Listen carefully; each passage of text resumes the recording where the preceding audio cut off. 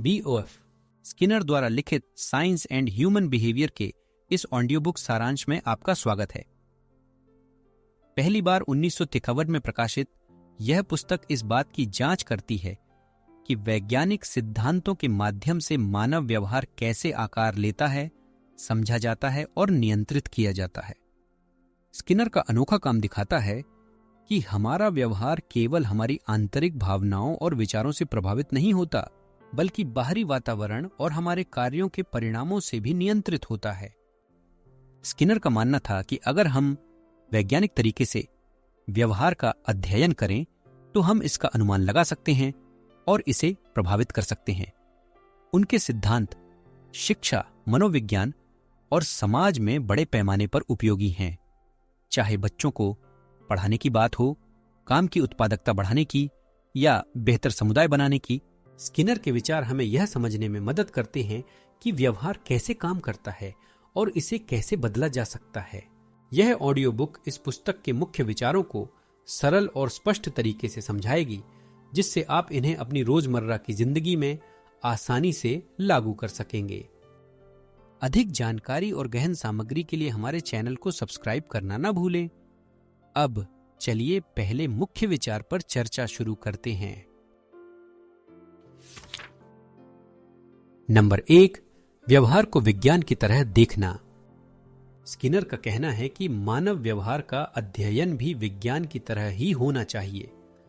अक्सर लोग सोचते हैं कि हमारे कार्य हमारे विचारों, भावनाओं और इच्छाओं से प्रेरित होते हैं, लेकिन वैज्ञानिक दृष्टिकोण से हमें केवल वह चीज देखनी और मापनी चाहिए जो वास्तविक रूप से दिखती है, यानी हमारा व्यवहार। मन की स्थिति के बारे में अटकलें लगाने के बजाय स्किनर कहता है कि हमें इस पर ध्यान देना चाहिए कि लोग क्या करते हैं और उनके कार्यों पर उनके आसपास के माहौल का क्या असर होता है। जिस तरह वैज्ञानिक प्रकृति के नियमों जैसे कि गुरुत्वाकर्षण या बिजली का अध्ययन करते हैं, उसी तरह वह व्यवहार के नियमों का भी अध्ययन कर सकते हैं। इस दृष्टिकोण से हम किसी के व्यवहार के पीछे के बाहरी कारकों को समझ सकते हैं और यह जान सकते हैं कि वह क्यों ऐसा करते हैं। साथ ही हम उनका माहौल बदलकर उनके व्यवहार को भी बदल सकते हैं। यह व्यवहारवाद की नींव है। इसका मतलब यह नहीं है कि विचारों और भावनाओं का कोई अस्तित्व नहीं है, बल्कि यह है कि व्यवहार को क्या प्रेरित करता है, इसे बाहरी रूप से देखा जा सकता है। जब कोई व्यक्ति कुछ करता है तो हम यह देख सकते हैं कि उसके बाद क्या स्थिति या परिणाम सामने आते हैं, और इससे हम यह समझ सकते हैं कि भविष्य में कैसे अलग अलग परिस्थितियों में उनका व्यवहार बदल सकता है। उदाहरण के लिए, कार्यस्थल में अगर कर्मचारियों को किसी लक्ष्य को पाने के लिए इनाम दिया जाता है तो उनकी उत्पादकता बढ़ सकती है। यह व्यवहारवाद का एक साधारण उदाहरण है जिसमें बाहरी प्रोत्साहनों को बदलकर व्यवहार को समायोजित किया जा सकता है। स्किनर का मानना था कि अगर हम इस वैज्ञानिक दृष्टिकोण से मानव व्यवहार को समझें तो हम लोगों को बेहतर सीखने, काम करने और बेहतर जीवन जीने में मदद कर सकते हैं। नंबर 2, व्यवहार को आकार देने में पर्यावरण की भूमिका। हमारा व्यवहार कभी भी खाली जगह में नहीं होता। यह हमेशा हमारे आसपास के माहौल से प्रभावित होता है। हमारे हर काम को हमारे आसपास की चीजें और घटनाएं आकार देती हैं, चाहे वह लोग हों जिनसे हम मिलते हैं या वह जगह जहां हम रहते हैं। हमारा माहौल कुछ खास तरह के व्यवहार को जन्म देता है। उदाहरण के लिए, एक छात्र घर और स्कूल में अलग अलग व्यवहार कर सकता है। घर पर जहां वे आराम महसूस करते हैं, वे अधिक चंचल या ध्यान भटकाने वाले हो सकते हैं, जबकि स्कूल में जहां नियम और अनुशासन होते हैं, वे अधिक ध्यान केंद्रित कर सकते हैं। यह बदलाव इसलिए होता है क्योंकि माहौल बदलता है, न कि इसलिए कि व्यक्ति बदलता है। इसके अलावा माहौल परिणामों के जरिए भी हमारे व्यवहार को नियंत्रित करता है। जब किसी कार्य का अच्छा नतीजा मिलता है तो उस कार्य को बार बार करने की संभावना बढ़ जाती है। इसे सुदृढ़ीकरण कहते हैं। दूसरी ओर, जब किसी कार्य का बुरा नतीजा मिलता है तो उस कार्य को फिर से करने की संभावना कम हो जाती है। मान लीजिए कोई व्यक्ति एक ऐसे ऑफिस में काम करता है जहां पर बहुत दबाव होता है। अगर वे अच्छा काम करते हैं तो उन्हें प्रशंसा या प्रमोशन मिल सकता है। ये सकारात्मक सुदृढ़ीकरण है। लेकिन अगर वे समय पर काम पूरा नहीं करते तो उनकी आलोचना हो सकती है या उन्हें नौकरी से भी निकाला जा सकता है। ये नकारात्मक परिणाम है। धीरे धीरे यह माहौल उनके काम करने के तरीके को प्रभावित करता है, क्योंकि वे उसी तरह का व्यवहार करेंगे जो उन्हें अच्छा परिणाम दिलाए। स्किनर के दृष्टिकोण में हमारे व्यवहार को पर्यावरण की शक्ति से समझना बेहद जरूरी है। अगर हम जान लें कि लोग अपने आसपास के माहौल से कैसे प्रभावित होते हैं, तो हम उनके व्यवहार की भविष्यवाणी कर सकते हैं। इससे भी अहम बात यह है कि हम माहौल में बदलाव करके अच्छे व्यवहार को प्रोत्साहित कर सकते हैं और बुरे व्यवहार को रोक सकते हैं। स्कूलों, दफ्तरों और घरों में इस सिद्धांत का इस्तेमाल करके ऐसे माहौल बनाए जा सकते हैं जहां लोग बेहतर तरीके से काम करें और सकारात्मक ढंग से व्यवहार करें। Number 3, operative conditioning. Operative conditioning Skinner के सिद्धांत का एक प्रमुख हिस्सा है। यह इस बात की व्याख्या करता है कि कैसे सुदृढ़ीकरण, इनाम और दंड के जरिए व्यवहार सीखा और मजबूत किया जाता है। शास्त्रीय कंडीशनिंग से अलग, जहां एक उत्तेजना से दूसरे का जुड़ाव होता है, जैसे पावलोव के कुत्तों का घंटी सुनकर लार टपकाना, ऑपरेटिव कंडीशनिंग में हम अपने कार्यों के परिणामों से सीखते हैं। ऑपरेटिव कंडीशनिंग में 2 मुख्य सुदृढ़ीकरण होते हैं। सकारात्मक सुदृढ़ीकरण यह तब होता है जब किसी व्यवहार के बाद इनाम दिया जाता है, जिससे वह व्यवहार दोबारा होने की संभावना बढ़ जाती है। उदाहरण के लिए, अगर किसी कुत्ते को बैठने पर बिस्किट मिलता है तो वह दोबारा बैठने की कोशिश करेगा। इंसानों में अच्छे काम के लिए बच्चों की तारीफ करना या लक्ष्यों को पूरा करने पर कर्मचारियों को बोनस देना सकारात्मक सुदृढ़ीकरण के उदाहरण हैं। नकारात्मक सुदृढ़ीकरण यह तब होता है जब किसी व्यवहार के बाद कोई अप्रिय चीज हटा दी जाती है, जिससे वह व्यवहार फिर से होने की संभावना बढ़ जाती है। उदाहरण के लिए, अगर किसी व्यक्ति को सिर दर्द होने पर दवा लेने से राहत मिलती है, तो वह भविष्य में भी सिर दर्द होने पर दवा लेगा। यहां दर्द हटना नकारात्मक सुदृढ़ीकरण है जो उस व्यवहार को मजबूत करता है। दूसरी तरफ, दंड का मकसद किसी व्यवहार को रोकना होता है। उदाहरण के लिए, अगर कोई छात्र कक्षा में बात करने पर डांटा जाता है तो वह आगे से बात करना बंद कर सकता है। हालांकि स्किनर ने बताया कि दंड सुदृढ़ीकरण जितना प्रभावी नहीं होता, क्योंकि यह कोई नया व्यवहार सिखाने के बजाय केवल गलत व्यवहार को रोकता है।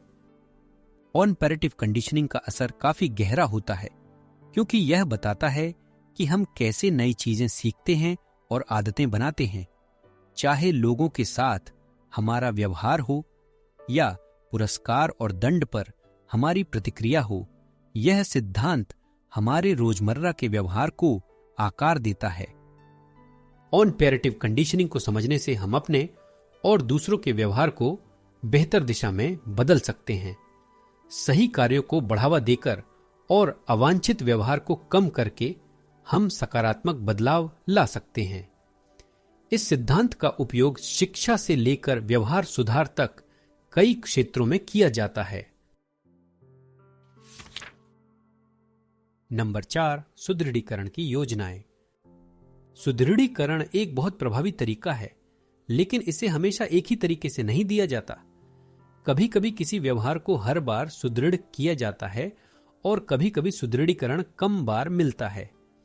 सुदृढ़ीकरण कैसे दिया जाता है, यह तय करता है कि कोई व्यवहार कितनी जल्दी सीखा जाता है और वह कितना मजबूत बनता है। निरंतर सुदृढ़ीकरण यह तब होता है जब हर बार किसी व्यवहार के बाद सुदृढ़ीकरण दिया जाता है। उदाहरण के लिए, एक वेंडिंग मशीन से जब भी आप पैसे डालते हैं, आपको एक स्नैक मिलता है। यह तरीका नए व्यवहार को जल्दी से सीखने में मदद करता है, लेकिन इसका नुकसान यह है कि अगर सुदृढ़ीकरण रुक जाता है तो व्यवहार भी जल्दी से बंद हो जाता है। यदि वेंडिंग मशीन काम करना बंद कर दे तो आप उसका उपयोग तुरंत बंद कर देंगे। आंशिक या रुक रुक कर सुदृढ़ीकरण, इस तरीके में हर बार सुदृढ़ीकरण नहीं दिया जाता, बल्कि बीच बीच में ही दिया जाता है। इसके कई प्रकार होते हैं। निश्चित अनुपात योजना, इस प्रकार में एक निश्चित संख्या में व्यवहारों के बाद सुदृढ़ीकरण मिलता है। उदाहरण के लिए, किसी कर्मचारी को हर 10 उत्पाद बनाने के बाद भुगतान किया जा सकता है। इस योजना से लोग तेजी से काम करते हैं क्योंकि उन्हें पता होता है कि इनाम कब मिलेगा। परिवर्तनीय अनुपात योजना, इस योजना में किसी यादृच्छिक संख्या में व्यवहारों के बाद सुदृढ़ीकरण मिलता है। उदाहरण के लिए, स्लॉट मशीनों में लोग खेलते रहते हैं क्योंकि उन्हें नहीं पता होता कि अगला इनाम कब मिलेगा। यह योजना मजबूत और लगातार व्यवहार उत्पन्न करती है क्योंकि अप्रत्याशित इनाम लोगों को लगे रहने में मदद करता है। निश्चित अंतराल योजना, इसमें एक निश्चित समय के बाद सुदृढ़ीकरण दिया जाता है। उदाहरण के लिए, हर सप्ताह के अंत में वेतन मिलना।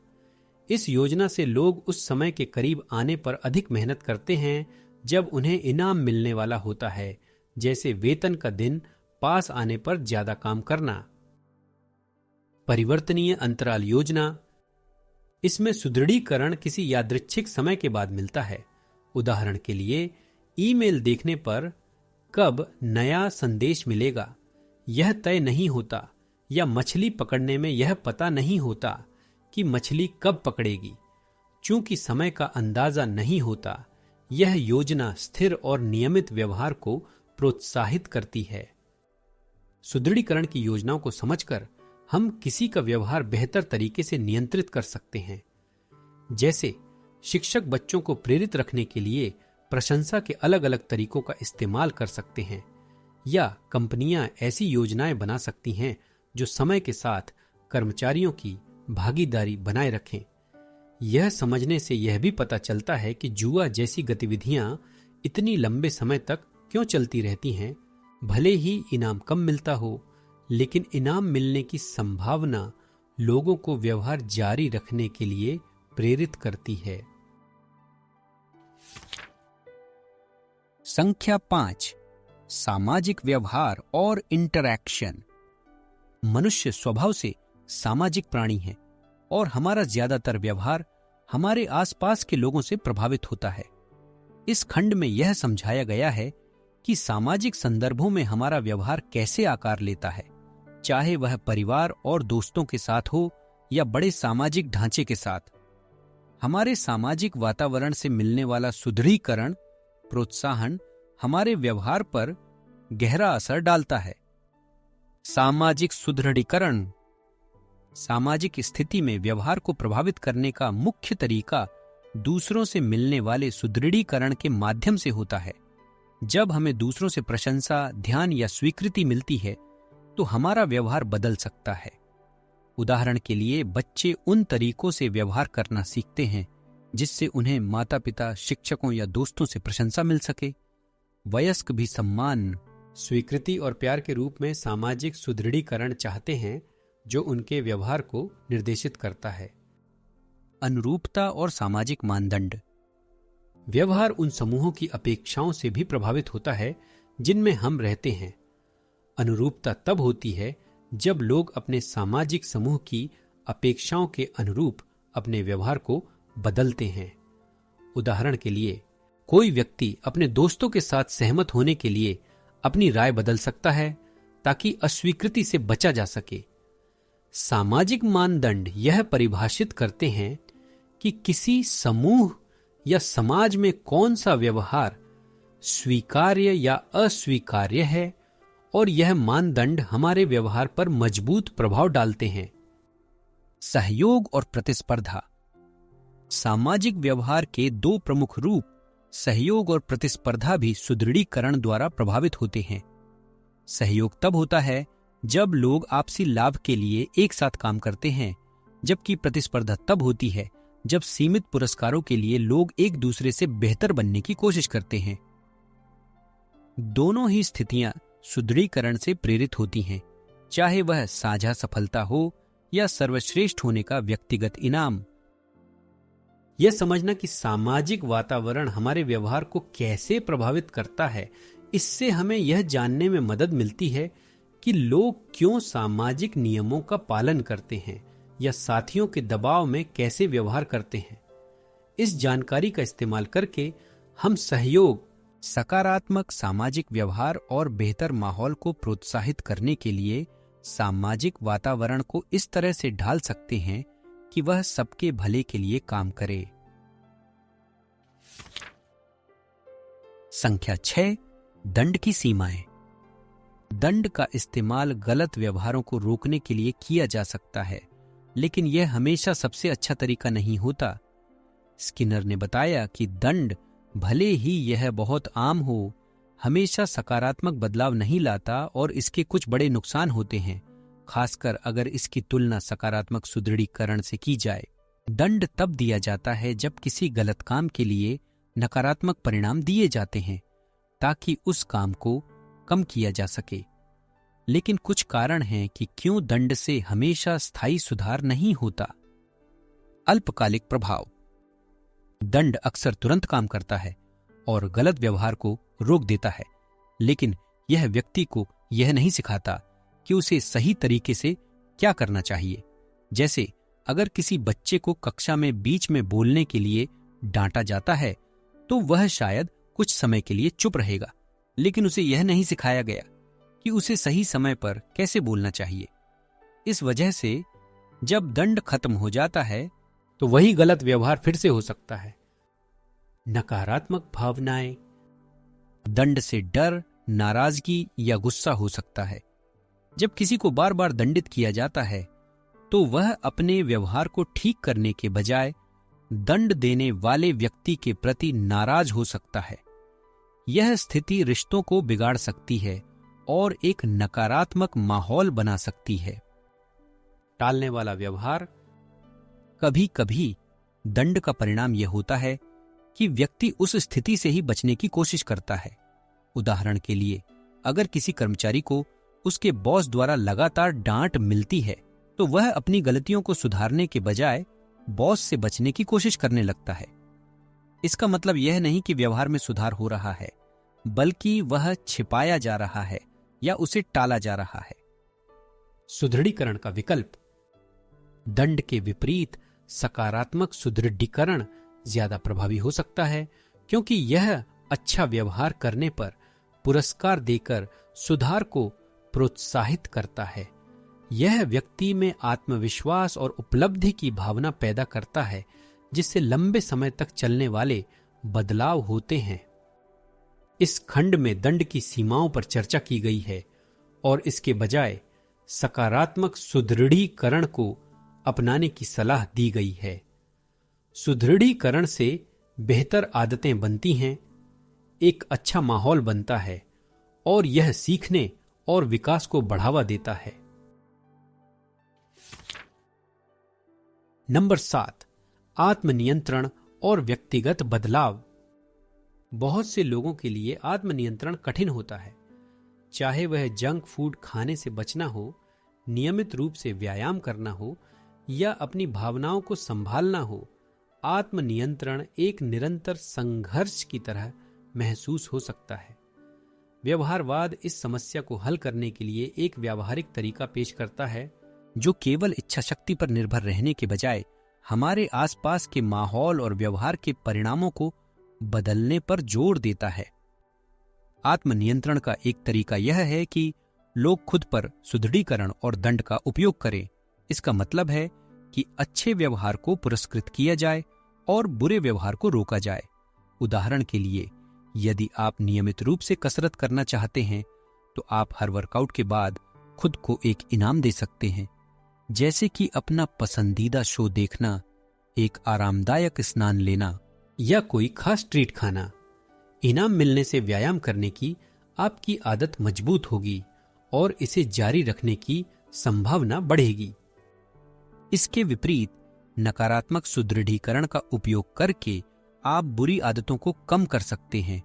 उदाहरण के लिए, यदि आप सोशल मीडिया पर कम समय बिताना चाहते हैं तो आप खुद से एक शर्त रख सकते हैं कि आप सोशल मीडिया का उपयोग तभी करेंगे जब कोई जरूरी काम पूरा हो जाएगा। काम पूरा करने के बाद सोशल मीडिया का इस्तेमाल करने से आप ज्यादा अनुशासित हो सकते हैं और अपनी प्राथमिकताओं पर ध्यान केंद्रित कर सकते हैं। व्यवहारवाद आत्मनियंत्रण को सिर्फ इच्छा शक्ति की लड़ाई नहीं मानता, बल्कि इसे व्यवहार को प्रबंधित करने के तरीके के रूप में देखता है। यह तरीका कहता है कि एक ऐसा माहौल बनाना चाहिए जहां अच्छे कामों को पुरस्कृत किया जाए और बुरे कामों को रोका जाए। ऐसा करके लोग अपनी आदतों पर बेहतर नियंत्रण पा सकते हैं और अपने व्यक्तिगत लक्ष्यों को हासिल कर सकते हैं। संख्या 8, शिक्षा और व्यवहार। शिक्षा में व्यवहारवाद यह समझने में मदद करता है कि छात्र कैसे सीखते हैं।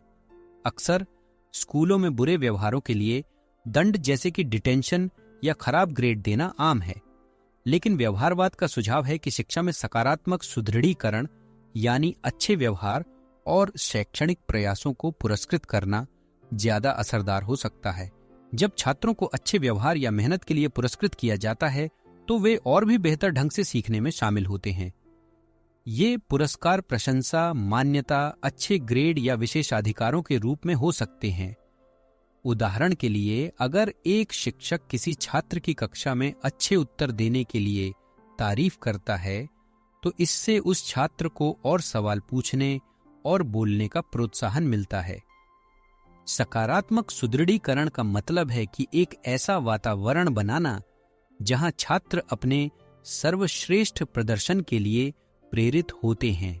जब उन्हें यह भरोसा होता है कि उनकी मेहनत को पहचाना और पुरस्कृत किया जाएगा तो वे सीखने की प्रक्रिया में और अधिक मेहनत करते हैं, भले ही काम मुश्किल हो। इसके अलावा व्यवहार में बदलाव लाने की तकनीकें जैसे टोकन अर्थव्यवस्थाएं, जहां छात्र अच्छे व्यवहार के लिए टोकन इकट्ठा करते हैं जिन्हें वे पुरस्कारों में बदल सकते हैं, व्यवहारवाद के व्यावहारिक उदाहरण हैं। इससे कक्षा का माहौल सकारात्मक बनता है और छात्रों को सीखने में और मजा आता है। शिक्षा में सुदृढ़ीकरण के सिद्धांत लागू करके शिक्षक छात्रों को अच्छे व्यवहार के लिए प्रेरित कर सकते हैं, उनकी भागीदारी बढ़ा सकते हैं और सीखने के प्रति उनका प्यार पैदा कर सकते हैं, जो उनके जीवन में आगे भी फायदेमंद रहेगा। संख्या 9, समाज और व्यवहार नियंत्रण। समाज की कई व्यवस्थाएं जैसे सरकार, कार्यस्थल और सामुदायिक संगठन हमारे व्यवहार को प्रभावित करती हैं। कानून, नियम और सामाजिक मानदंड हमारे कार्यों को दिशा देने के लिए बाहरी सुदृढ़ीकरण प्रदान करते हैं। उदाहरण के लिए, जब सरकारें पर्यावरण के अनुकूल काम करने के लिए कर में छूट जैसी सुविधाएं देती हैं तो वे ऐसे कामों को प्रोत्साहित करती हैं जो पूरे समाज के लिए फायदेमंद होते हैं। दूसरी ओर, अवैध गतिविधियों के लिए जुर्माना या जेल की सजा देना दंड के रूप में काम करता है, जो गलत कामों को हतोत्साहित करने का प्रयास करता है। इसी तरह कार्यस्थलों में भी सकारात्मक व्यवहार को प्रोत्साहित करने के लिए बोनस, प्रमोशन या प्रशंसा जैसे पुरस्कार दिए जाते हैं। वहीं खराब प्रदर्शन के लिए नकारात्मक परिणाम जैसे कि पदावनति या नौकरी से निकाला जाना लागू होते हैं। इन सुदृढ़ीकरण और दंड की व्यवस्थाओं से कर्मचारियों का व्यवहार आकार लेता है, जिससे अच्छी उत्पादकता को बढ़ावा मिलता है और गलतियों को कम करने की कोशिश होती है। सामुदायिक समूह भी सामाजिक सुदृढ़ीकरण का इस्तेमाल करते हैं, जैसे कि सामुदायिक कार्यों में भाग लेने वाले लोगों को पहचानना, सम्मान देना या उन्हें समूह का हिस्सा बनाना। लोग अक्सर समूह की भलाई के लिए काम करते हैं क्योंकि उन्हें सामाजिक स्वीकृति और प्रशंसा की उम्मीद होती है। इसके विपरीत, जो लोग सामाजिक नियमों को तोड़ते हैं या हानिकारक तरीके से काम करते हैं, उन्हें समूह से बाहर किया जा सकता है या उनकी आलोचना हो सकती है, जिससे उनके व्यवहार को बदलने की कोशिश की जाती है। यह समझना कि समाज कैसे सुदृढ़ीकरण और दंड के जरिए हमारे व्यवहार को नियंत्रित करता है, हमें बेहतर नीतियां और व्यवस्थाएं बनाने में मदद कर सकता है। चाहे जिम्मेदार व्यवहार को बढ़ावा देने वाले कानून हों या सहयोग को प्रोत्साहित करने वाले कार्यस्थल हों, इन सिद्धांतों से समाज को अधिक उत्पादक और सहयोगी बनाने में मदद मिलती है। संख्या 10, स्वतंत्रता और नियंत्रण। लोग आमतौर पर सोचते हैं कि स्वतंत्रता का मतलब होता है बिना किसी बाहरी हस्तक्षेप के अपनी मर्जी से काम करना, लेकिन व्यवहारवाद कहता है कि हमारा हर काम, चाहे हमें इसका एहसास हो या न हो, बाहरी चीजों से प्रभावित होता है। हमारा वातावरण, मिलने वाले पुरस्कार और दंड हमारे व्यवहार को नियंत्रित करते हैं। इसलिए स्वतंत्रता का मतलब यह नहीं है कि कोई नियंत्रण नहीं है, बल्कि इसका मतलब है कि हम ऐसे तरीके से काम करें जो अच्छे नतीजे लाए। जब हम ऐसे माहौल में होते हैं जहां हमें अच्छा व्यवहार करने के लिए प्रोत्साहित किया जाता है, जहां हमें बढ़ने, सीखने और योगदान देने का मौका मिलता है, तब हम ज्यादा स्वतंत्र महसूस करते हैं। असल स्वतंत्रता वही है जहां हम अपने फैसले डर या दंड के बजाय सकारात्मक पुरस्कारों के आधार पर करते हैं। उदाहरण के लिए, एक व्यक्ति उस कार्यस्थल में ज्यादा स्वतंत्र महसूस करेगा जहां उसे नए विचार देने और काम में पहल करने के लिए पुरस्कृत किया जाता है। इसके उलट, अगर किसी कार्यस्थल में हर गलती के लिए सजा या आलोचना मिलती है, तो वहां लोग ज्यादा दबाव महसूस करेंगे और स्वतंत्र रूप से काम करने में असहज होंगे। इसलिए अगर हम ऐसा माहौल बनाएं जहां अच्छा काम करने के लिए लोगों को प्रोत्साहन मिले, तो हम उन्हें और ज्यादा आजादी से काम करने का मौका देते हैं। इस तरह की स्वतंत्रता न सिर्फ उस व्यक्ति के लिए, बल्कि उसके आसपास के लोगों के लिए भी फायदेमंद होती है। व्यवहारवाद का यही उद्देश्य है कि वह ऐसा माहौल बनाए जहां लोग खुश, उत्पादक और एक दूसरे के साथ बेहतर तरीके से जुड़ सकें। संख्या 11, व्यवहार विज्ञान और सामाजिक परिवर्तन। व्यवहारवाद के सिद्धांतों का उपयोग समाज में सकारात्मक बदलाव लाने के लिए किया जा सकता है। यह जानकर कि बाहरी चीजें लोगों के व्यवहार को कैसे प्रभावित करती हैं, हम ऐसे सिस्टम बना सकते हैं जो लोगों को अच्छे काम करने के लिए प्रेरित करें, जो समाज के लिए भी फायदेमंद हों। उदाहरण के लिए, स्वास्थ्य सेवाएं व्यवहारवाद का उपयोग करके लोगों को स्वस्थ आदतें अपनाने के लिए प्रेरित कर सकती हैं। जैसे कि अगर लोग नियमित व्यायाम करें, अच्छा खाना खाएं या समय समय पर चेकअप करवाएं, तो उन्हें इसके लिए कुछ प्रोत्साहन मिल सकता है। इससे लोग अपने स्वास्थ्य का बेहतर ख्याल रखेंगे। इसी तरह कंपनियां ऐसा माहौल बना सकती हैं जहां कर्मचारियों को नए विचार लाने, टीम के साथ मिलकर काम करने और मेहनत से काम करने के लिए पुरस्कृत किया जाए, जिससे वे और भी प्रेरित होंगे और अच्छा प्रदर्शन करेंगे। सरकारें भी इस सिद्धांत का उपयोग नीतियां बनाने के लिए कर सकती हैं। उदाहरण के लिए, पुनर्चक्रण करने वाले लोगों को पुरस्कार दिए जा सकते हैं या दान करने वालों को कर में छूट दी जा सकती है। इससे लोग बेहतर नागरिक बनेंगे और अपने आसपास की दुनिया को बेहतर बनाने में योगदान देंगे। व्यवहारवाद का उपयोग करके हम ऐसी प्रणालियां बना सकते हैं जो लोगों के जीवन को सुधारें, सार्वजनिक स्वास्थ्य को बढ़ावा दें, शिक्षा में सुधार करें और एक अधिक न्याय संगत और समतावादी समाज बनाने में मदद करें। निष्कर्ष। इस सारांश में हमने व्यवहार को समझने, उसकी भविष्यवाणी करने और उसे आकार देने के मुख्य विचारों को जाना। व्यवहारवाद के सिद्धांत हमें अपनी आदतों को सुधारने, बेहतर शिक्षा के माहौल बनाने और समाज में सहयोग बढ़ाने के लिए उपयोगी तरीके प्रदान करते हैं।